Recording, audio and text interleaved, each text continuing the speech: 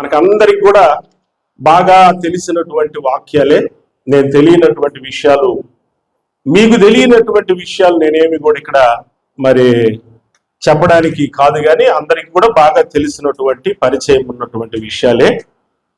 అయితే ముఖ్యంగా నేను ఇక్కడ వాక్యం చెప్పడానికి నిలబడ్డానంటే మీకంటే తెలివి కల్లవాడిని, మీకంటే గొప్పవాడిని, మీకంటే ఎన్నికైన వాడిని, లేకపోతే ప్రత్యేకించబడ్డవాడిని కాదు, కానీ దేవుడు ఈ సమయం నాకు ఇచ్చాడు.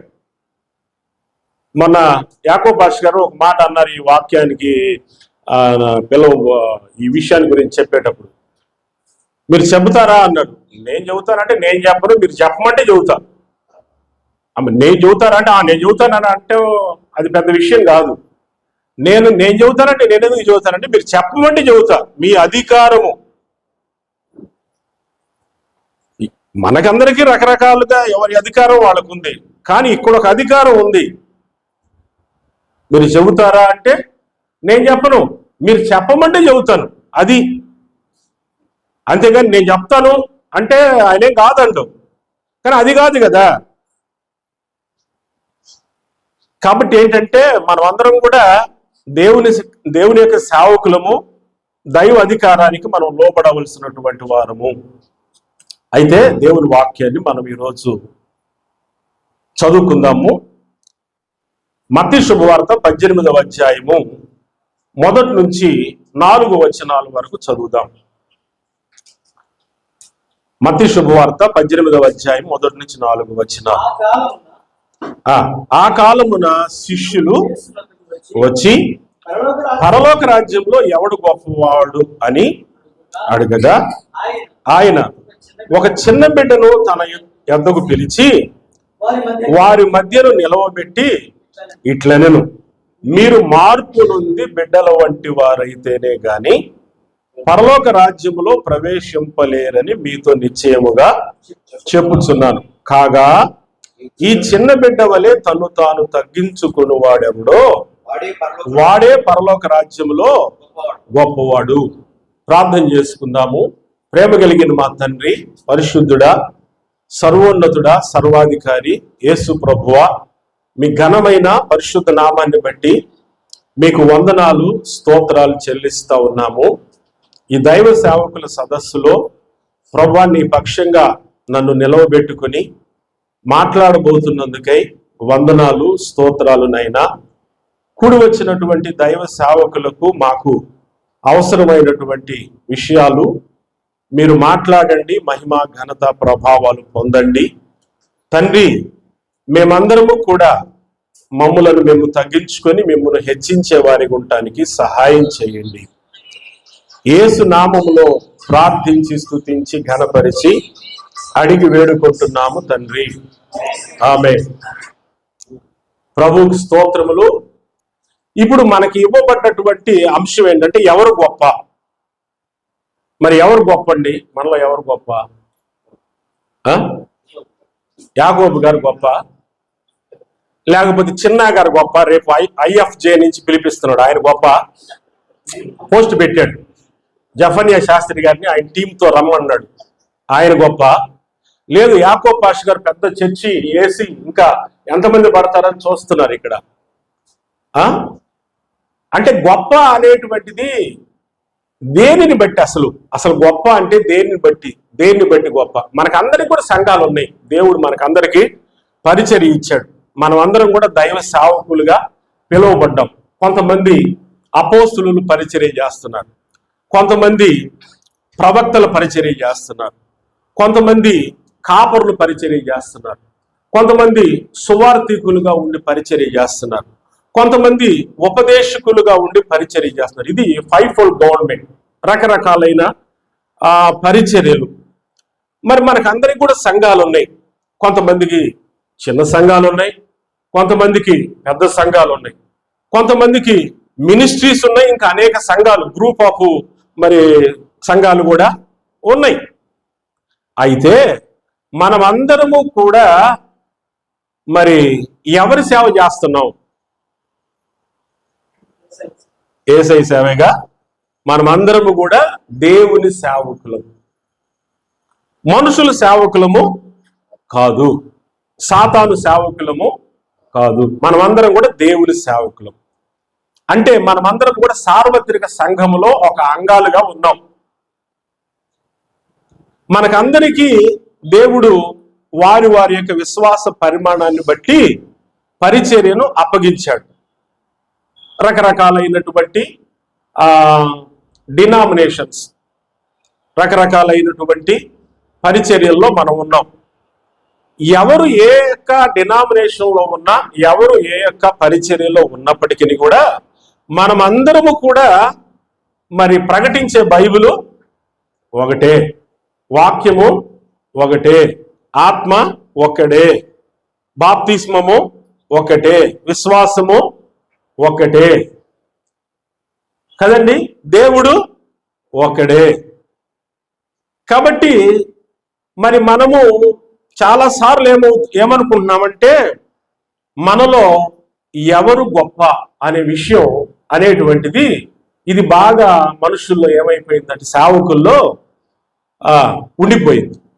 ఇక్కడ మనం చూస్తే ప్రభు అయినటువంటి యేసుక్రీస్తు శిష్యుల్లో కూడా ఈ యొక్క ఆలోచన వాళ్ళకి వచ్చింది. యేసు ప్రభు వారి దగ్గరికి వచ్చి ఎవరు గొప్ప, పరలోక రాజ్యంలో ఎవరు గొప్పవారు అనేటువంటి ఆలోచన వాళ్ళకు వచ్చింది. మరి నిజంగా గొప్పవాళ్ళు ఎవరని ప్రభువు చెప్పారు? గొప్పవాళ్ళు ఎవరు? గొప్పవాళ్ళు ఎవరంటే చిన్న బిడ్డలాగా ఎవరైతే వాళ్ళని వాళ్ళు తగ్గించుకుంటారో వాళ్ళు గొప్ప అని చెప్పాడు. మరి చిన్న బిడ్డలాగా మార్పు చెందాలి అనే విషయం ఎందుకు చెప్పాడంటే అట్లా అయితేనే మీరు పోతారు, లేకపోతే పోరు. చిన్న బిడ్డలాగా మీరు మార్పు చెందకపోతే పరలోక రాజ్యంలో పోరు. అసలు పోయిన తర్వాత అప్పుడు గొప్ప తప్ప అనే సంగతి అది. ముందు పోవాలంటే మీరు ఆ విధంగా చిన్న బిడ్డ వలె మీరు మార్పు చెందాలి అని చెప్పాడు. మరి ఆ విధంగా చిన్న బిడ్డలాగా తగ్గించుకునేటువంటి వారే గొప్పవారు అవుతారు, కానీ మరి తగ్గింపు లేనటువంటి వాళ్ళు గొప్పవాళ్ళు కాలేరు. అయితే ఇప్పుడు మరి యేసు ప్రభు వారి యొక్క శిష్యుల్లో ఎవరు గొప్ప అనేటువంటి ఒక ఆలోచన బయలుదేరింది. ఎవరు గొప్ప అనేటువంటి విషయాన్ని మనం తెలుసుకోవాలంటే ఒక సందర్భాన్ని మనము బైబిల్లో నుంచి చదువుకొని అప్పుడు ఆలోచన చేద్దాం. ఎవరు గొప్ప అనేటువంటి విషయాన్ని గురించి ఆలోచన చేద్దాం. ఒకసారి మనము నిర్గమాకాండం 17వ అధ్యాయానికి వెళ్దాం. ఒకసారి రండి, నిర్గమాకాండము 17వ అధ్యాయంలోనికి రండి.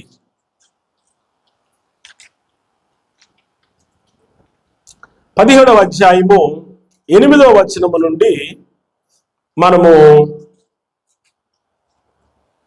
14వ వచనం దాకా చదువుకుందాం.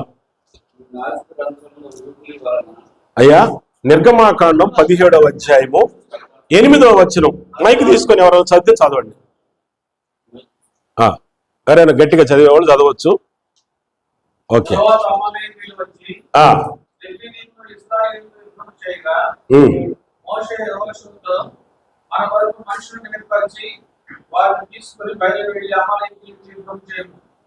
రేపు నేను దేవుడి చేపట్టుకుని ఆ శిఖరం మీద నిలిచెదనని యెహోషువ మోషేకు చెప్పినట్టు చేసి అమాలేకీయులపై యుద్ధమాడాడు.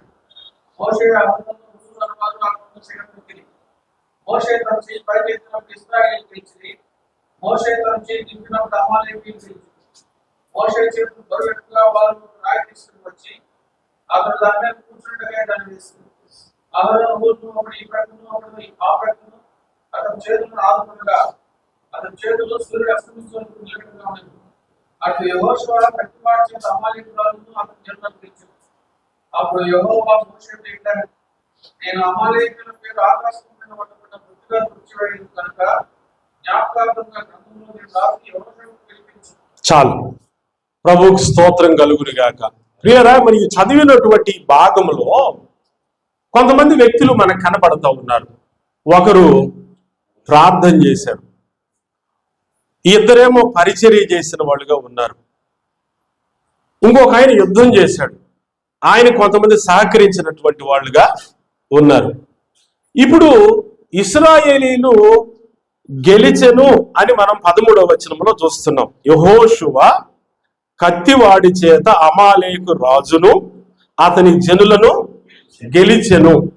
ఇప్పుడు గెలిచింది ఎవరు? యెహోషువ గెలిచాడా?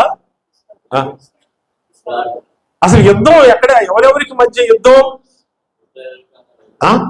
చూసారా మన మైండ్ సెట్ ఎట్టుందో? గెలిచింది ఎవరంటుందో యెహోషువ అని ఒక్కని లేపాం బయటికి. గెలిచింది ఎవరంటే అసలు గెలిచింది ఎవరయ్యా అంటే యెహోషువ కాదు, ఇశ్రాయేలీలు గెలిచారు. దేవునికి సంఘం గెలిచింది. హల్లెలూయా. ఇప్పుడు ఇక్కడ కొంతమంది మనకు కనపడుతున్నారు. మోషే గారు ఆయన ప్రార్థన చేశాడు, చేతులెత్తి ప్రార్థన చేశాడు కొండ శిఖరం ఎక్కి. కానీ చేతులు పైకెత్తినప్పుడు ఎవరు గెలిచారు? ఇశ్రాయేలీలు గెలిచారు. మరి చేతులు పైకెత్తి అట్లాగే ఉంచలేక బరువు ఎక్కి దించేసినప్పుడు అమాలేకీలు గెలిచారు, అంటే శత్రువులు గెలిచారు. ఇప్పుడు శత్రువులు ఓడిపోయి ఇశ్రాయేలీకి విజయం రావడానికి మరి అప్పుడు ఏం చేయాల్సి వచ్చింది? మోషే చేతులు పైకెత్తి పట్టుకోవాల్సి వచ్చింది. మోషే చేతులు పైకెత్తి పట్టుకుంది ఎవరు? హూరు అహరోనులు. మరి హూరు అహరోను చేతులు పట్టుకున్నారు. చేతులు పట్టుకున్నప్పుడు మోషే ఆడ కూర్చున్నాడు అయ్యా? ఆ ఒక బండను అక్కడ పెట్టి ఆ బండ మీద కూర్చోబెట్టారు. ఆ బండ మీద మోషే గారు కూర్చున్నాడు. చేతులు పైకెత్తి ప్రార్థన చేస్తా ఉంటే, బరువు ఎక్కి దించేస్తా ఉంటే హూరు అహరోనులు చెరో పక్క చేరి పట్టుకున్నారు. అప్పుడు మోషే గారు ప్రార్థన చేస్తా ఉన్నాడు. మోషే గారి యొక్క ప్రార్థన కొనసాగుతా ఉంది. చేతులెత్తి ప్రార్థన చేస్తున్నాడు. యెహోషువ కొంతమంది జనులను తీసుకొని వెళ్ళి యుద్ధ భూమిలో శత్రువులతో యుద్ధం చేస్తా ఉన్నాడు. ఇప్పుడు మోషే గారి యొక్క ప్రార్థన జరుగుతా ఉంది. మోషే గారి యొక్క చేతులు అటు ఇటు హూరు అహరోనులు ఎత్తి పట్టుకున్నటువంటి వాళ్ళుగా ఉన్నారు. ఈ విధంగా వాడు ప్రార్థన చేస్తూ, మోషే గారు ప్రార్థన చేస్తూ ఉన్నప్పుడు మరి యుద్ధ భూమిలో ఉన్నటువంటి యెహోషువ ఓడిపోకుండా గెలిచాడు. ఆమేన్, హల్లెలూయా. ఇప్పుడు ఇక్కడ ఎవరు గొప్ప చెప్పండి? ఇక్కడ గొప్పోళ్ళు ఎవరు అయ్యా? చేతులు పట్టుకున్న వాళ్ళు గొప్పోళ్ళ అండి? అయ్యా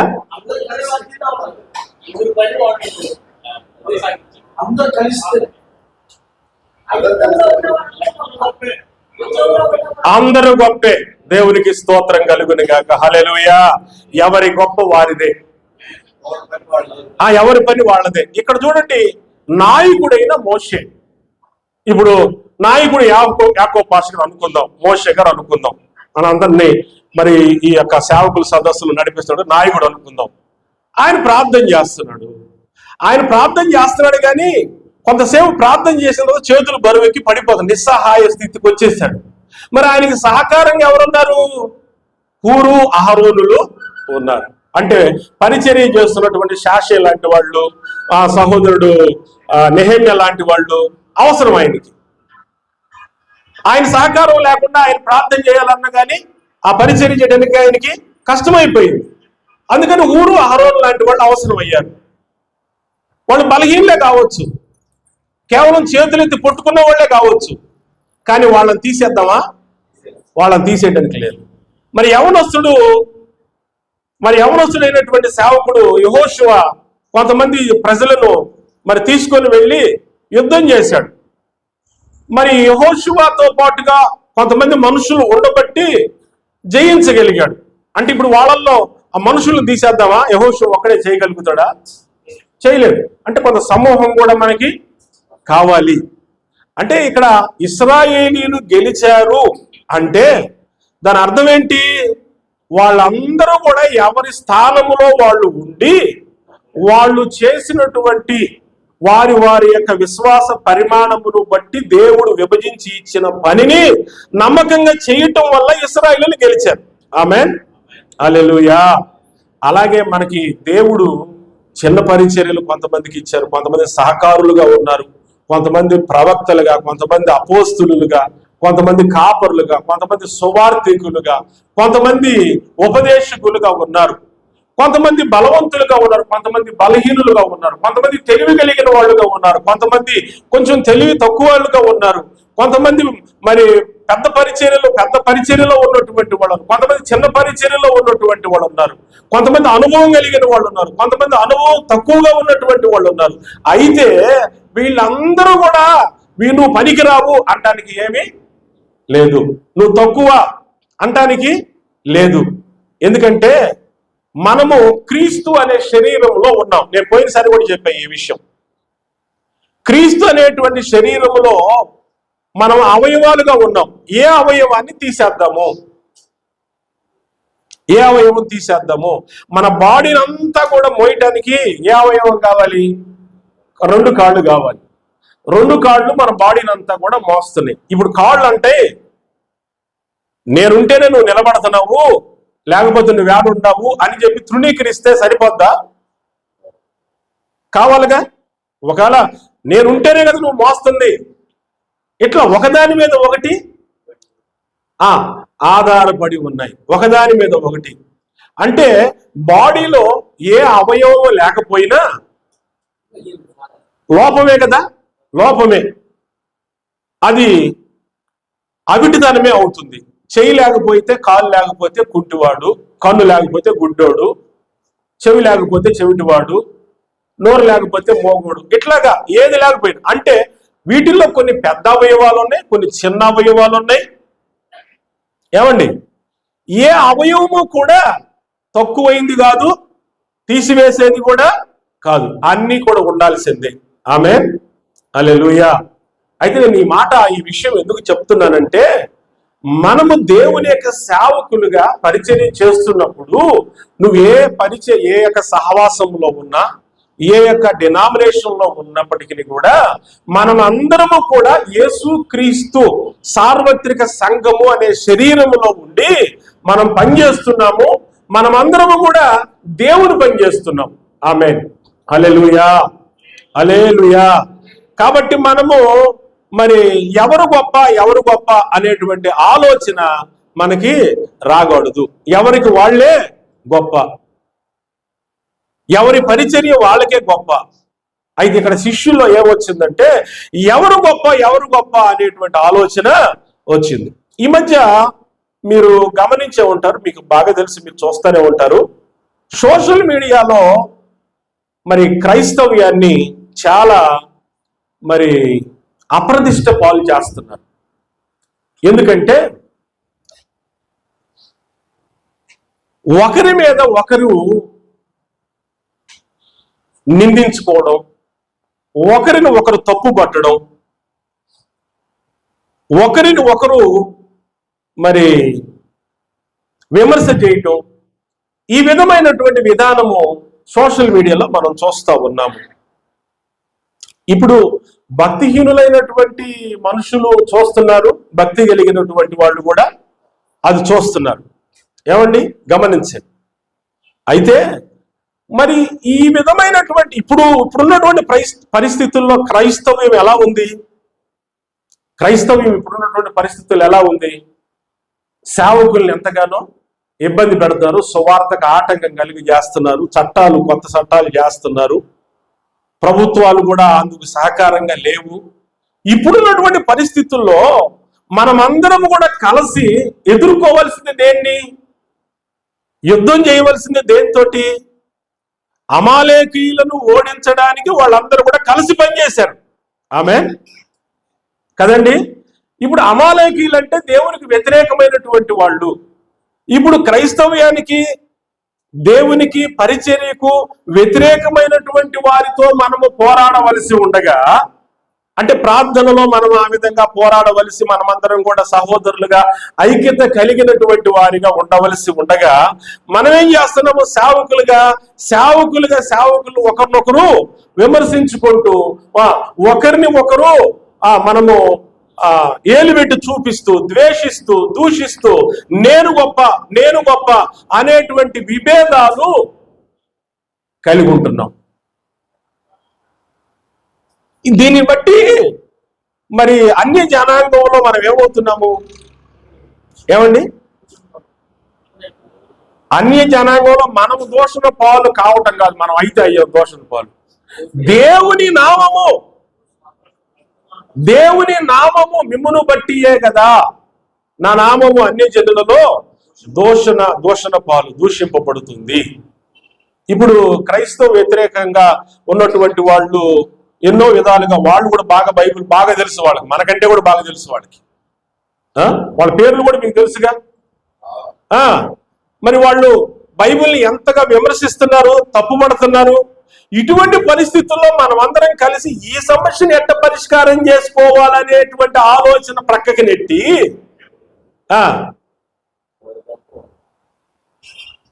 ఎవరు గొప్ప వాళ్ళు దాన్ని అనుకొని బాగానే ఉంటే బాగానే ఉంటది. ప్రేమరాజు చేసేది కరెక్ట్ కాదు.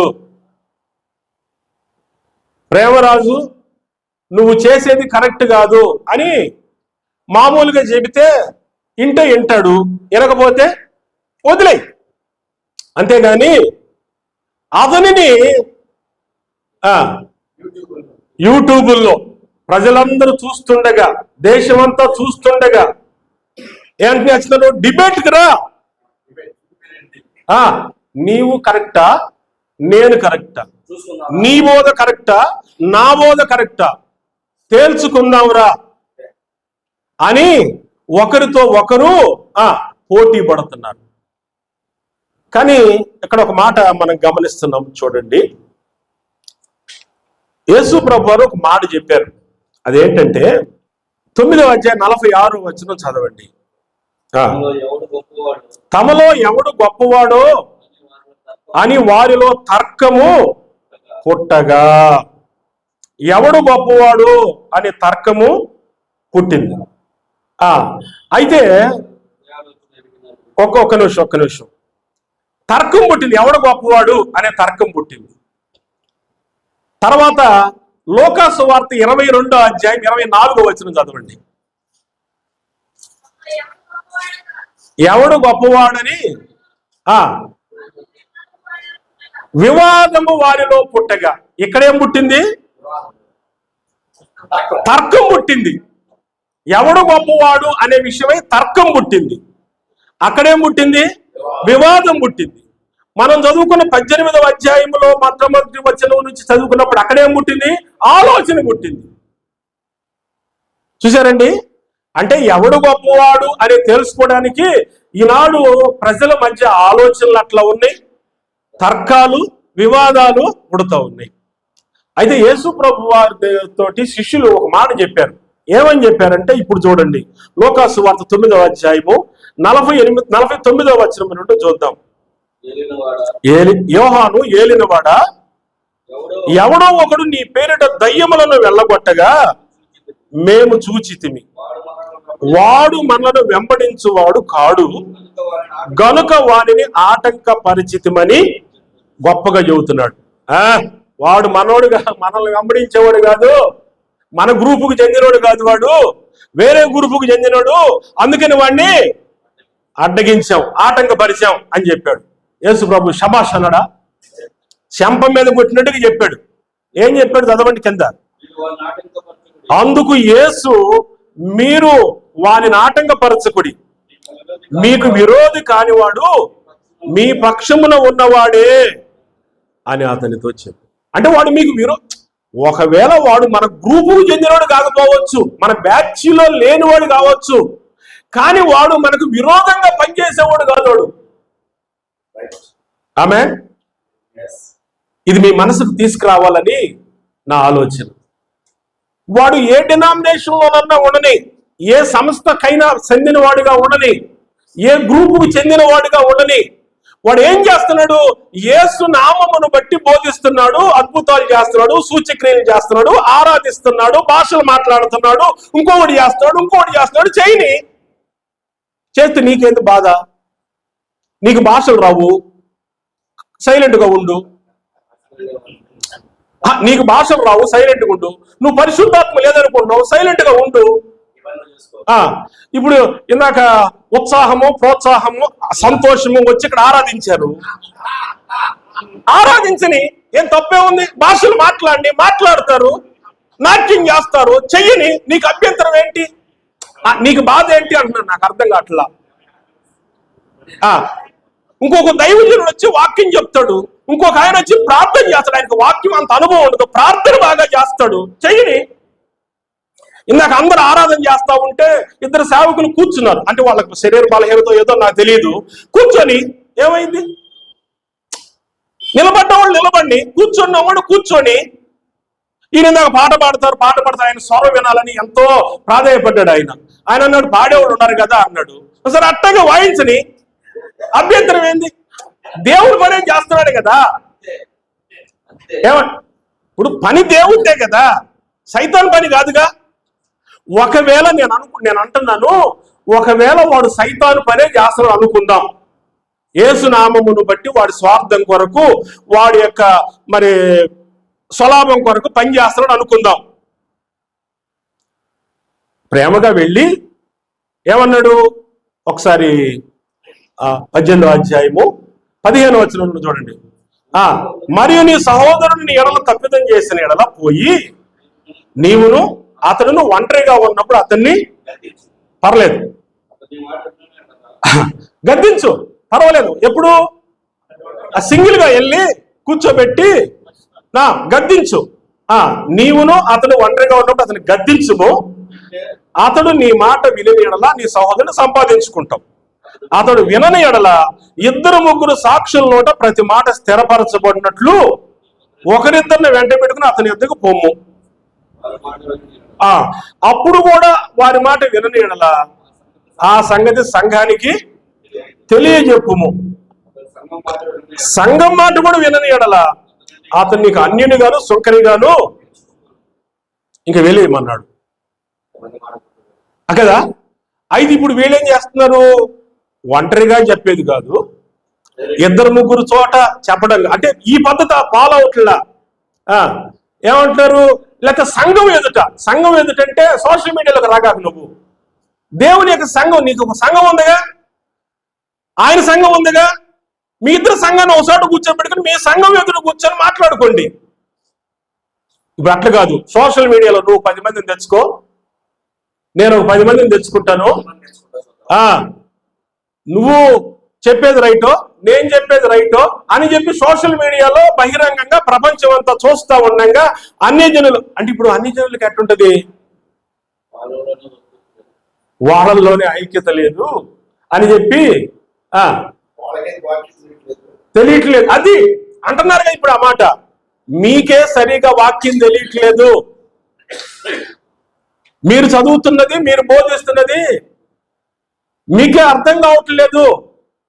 ఇప్పుడు సైతానుడు ఏం చేస్తున్నాడు, ఒకరి జుట్లు ఒకరికి ముడేస్తున్నారు. అంటే ఇప్పుడు ఎందుకు ఇలా జరుగుతుందంటే, నీ సంఘం గొప్ప నా సంఘం గొప్ప, నీ బోధ గొప్ప నా బోధ గొప్ప, నువ్వు చెప్పేది గొప్ప నేను చెప్పేది గొప్ప అని దాని విషయంలో ఇప్పుడు ఏమవుతుందంటే ఒకరి మీద ఒకరికి తర్కము వివాదము.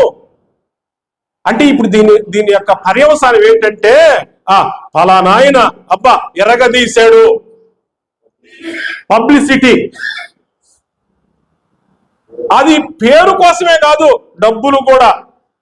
ఇప్పుడు సోషల్ మీడియాలో బాగా ఎంత ఎక్కువ మంది చూస్తే లక్షల డబ్బులు వస్తున్నాయి, సోషల్ మీడియాలో ఎక్కువ డబ్బులు వస్తున్నాయి. అదొకటి. నేనంటాను, సోషల్ మీడియాలోకి నువ్వు వెళ్లకుండా నీ సంఘం ఎదుట కూర్చొని మాట్లాడుకోండి, ప్రేమగా మాట్లాడుకోండి, గద్దించండి, దిద్దుబాటు చేయండి, మంచిదే. ఇప్పుడు అలా కాకుండా బహిరంగంగా అన్యజనుల ఎదుట ఒకరి మీద ఒకరు ఏం చేస్తున్నారు, వివాదాలు పెట్టుకుంటున్నారు. అందుకే రోమాపత్రికలు ఏమన్నాడు చూడండి ఒకసారి, 6వ అధ్యాయానికి రండి. రోమాపత్రిక కొరింథీయులకు రాసిన మొదటి పత్రిక 6వ అధ్యాయం, కొరింథీ మొదటి పత్రిక 6వ అధ్యాయము 6వ వచనం నుండి చదువుతాం. అయితే సహోదరుడు సహోదరుని మీద వేద్యమాడుచున్నాడు, మరి అవిశ్వాసులు ఎదుటనే వేద్యమాడుచున్నాడు. ఒకని మీద ఒకడు వేద్యమాడుట మీలో ఇప్పటికే కేవలము లోపము, అంతకంటే అన్యాయము సహించుట మేలు కాదా? మీ సొత్తులను అపహరించుట మేలు కదా. ఇప్పుడు నాది న్యాయము, నాది న్యాయము, నాది కరెక్ట్ అని ఒకరి మీద ఒకరు వివాదాలు పెట్టుకుంటున్నాం కదా. దీనివల్ల మరి దేవునికి మహిమ వస్తుందంటారా? దేవునికి మహిమ వస్తుందా? అది అవిశ్వాసం. మరి అదే అంటుంది, ఇప్పుడు సోషల్ మీడియాలోనే పెడుతున్నారు అదంతా. సంఘంలో నువ్వు పెట్టుకో, కరెక్ట్ అనేది వాళ్ళకి తెలియాలి కాబట్టి వాళ్ళు కూడా వింటారు, ఏది తప్పో ఏది ఒప్పో. అలా కాకుండా మరి అన్యజనుల ఎదుట, భక్తిహీనుల ఎదుట దేవుని నామమును ఏం చేస్తున్నారు? దోషణ పాలు చేస్తూ ఒకరితో ఒకరు వాదములు పెట్టుకునే వారుగా ఉంటున్నారు. అందుకే రోమపత్రికలో 1వ అధ్యాయంలో ఏమంటున్నాడో ఒకసారి చూడండి. ఇవన్నీ కూడా మీకు తెలిసిన విషయాలే, నేను మీకు ఈ సందర్భాన్ని బట్టి జ్ఞాపకం చేస్తా ఉన్నాను. రోమపత్రిక 1వ అధ్యాయము 21వ వచనం. మరియు వారు దేవునిని ఎరిగియు ఆయనను దేవునిగా మహిమపరచలేదు, కృతజ్ఞతాస్తుతులు చెల్లింపను లేదు, గాని తమ వాదముల యందు వ్యర్థులైరి. అంటే ఇక్కడ చెప్పబడ్డ ఈ విషయం, ఆ సందర్భం వేరు, కానీ ఈ సందర్భానికి మనము దాన్ని అన్వయం చేసుకోవడానికి ఇది బాగుంటుందని నేను ఈ మాట చెప్తూ ఉన్నాను. వారు దేవునిని ఎరిగియు దేవునిగా మహిమపరచలేదు. మరి మనం అందరం కూడా దేవుని మహిమ కొరకే పనిచేయాలి, కానీ దేవుని అవమానపరచడానికి మనం పనిచేయకూడదుగా. దేవుని మహిమ కొరకే దేవుడు మనల్ని పిలిచాడు. దేవుని మహిమ కొరకే మనం పనిచేయవలసి ఉంటే దేవుణ్ణి ఎరిగినటువంటి వారిగా ఉండి, వాక్యం ఎరిగినటువంటి వారిగా ఉండి, దేవునికి మహిమ లేకుండా, కృతజ్ఞతాస్తుతులు చెల్లించకుండా ఒకరి మీద ఒకరు వాదాలు పెట్టుకొని వ్యర్థమైనటువంటి వాదాలు చేస్తున్నాము. దీనివల్ల ఏంటి లాభం? దీనివల్ల ప్రయోజనం ఏంటి? దీనివల్ల మనం ఏం సాధించగలుగుతున్నాము అంటే, దీనివల్ల మనం ఏం సాధించుకోవాలనుకుంటున్నామంటే, నేను గొప్ప, నా సంఘం గొప్ప, నా పరిచర్య గొప్ప, నా బోధ గొప్ప అని మనము అతిశయపడటానికి, పేరు తెచ్చుకోవటానికి, ప్రఖ్యాతిని పొందడానికి ప్రయత్నం చేసేటువంటి ఆలోచనతో ఉన్నారు. మరి అటువంటి ఆలోచన సరి అయినది కాదు. ప్రభువే చెప్తూ ఉన్నాడు, చిన్న బిడ్డ వలె ఎవరైతే తను తాను తగ్గించుకుంటారో వారే గొప్పవాడు అని చెప్పారు. ప్రభు ఏమంటున్నాడంటే, నేను బోధకుండే కదా. అసలు గొప్పవాడంటే ఎవరు? గొప్పవాడంటే అనేక మంది